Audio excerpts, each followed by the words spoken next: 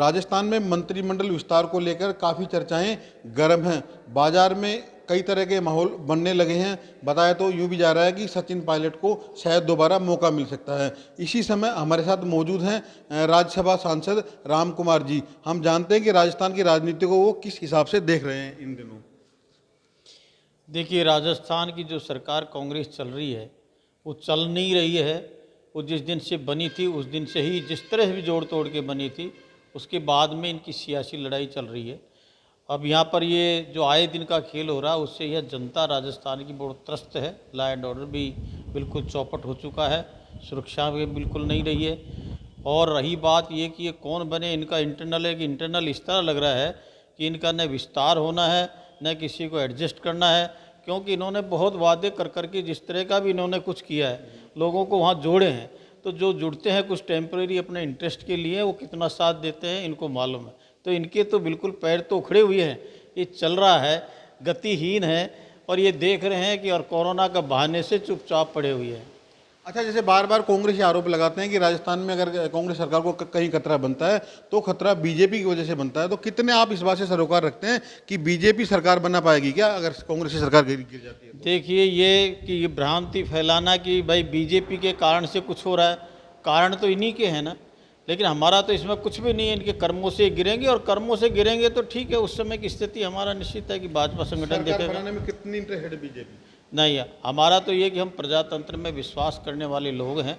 हम ये नहीं चाहते कि प्रजातांत्रिक तरीके से अगर कोई सरकार आती है, इनकी प्रजातांत्रिक तरीके से तो नहीं है, इन्होंने जोड़ तोड़ से किया, लेकिन इनके कर्मों से जाएगा तो निश्चित है कि राजस्थान की बागडोर जिस तरह भी स्थिति होगी उसको संभालने के लिए बीजेपी को अगर मान लो उस तरह का होता तो हमारे नेता जरूर सोचेंगे। सचिन पायलट को बीजेपी में न्योता देने में कितना इंटरेस्ट है? नहीं, हमारे न्योता और ये निमंत्रण की परंपरा ही नहीं है। हमारे तो ये है कि जो कार्य करता है, जो संगठन से जुड़ा है, उनको हम वेटेज देते हैं, लेकिन इनको मान सम्मान इनके है नहीं, और उन मान सम्मान से दुखी होकर के व्यक्ति आता है तो निश्चित है कि भारतीय जनता पार्टी उनका सम्मान करने के लिए पिछले दिनों जो हुआ वो यही हुआ।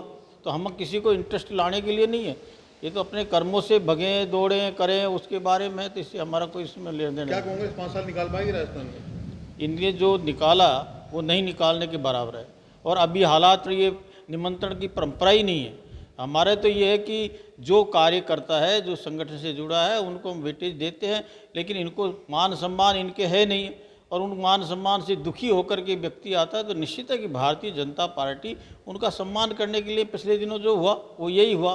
तो हम किसी को इंटरेस्ट लाने के लिए नहीं है, ये तो अपने कर्मों से भगें दौड़ें करें, उसके बारे में तो इससे हमारा कोई इसमें लेन देन नहीं। क्या कांग्रेस 5 साल निकाल पाएगी राजस्थान में? इनने जो निकाला वो नहीं निकालने के बराबर है, और अभी हालात ये है कि ये कब चले जाए, कब क्या हो जाए, कौन सा मुख्यमंत्री बने कि नहीं बने, ये तो हेल्पलेस हो रहे हैं। मुख्यमंत्री जी पिछले 2-3 महीने से कोरोना के कारण से यह व्यक्तिगत रूप से मिल नहीं रहे हैं उनकी, क्योंकि उनको व्यक्तिगत भी मिलना नहीं हो रहा, संभाल भी नहीं रहे हैं। और इधर को हम देखें कि हमारे सचिन पायलट जी, अब उनकी स्थिति इन्होंने क्या कर रहे हैं क्या नहीं कर रहे, जिस व्यक्ति इसमें दोहरा ही नहीं है कि जिन्होंने संगठन को बनाया किया, इंटरनल मामला हमारा इसमें हस्तक्षेप नहीं है, लेकिन जनता देख रही है।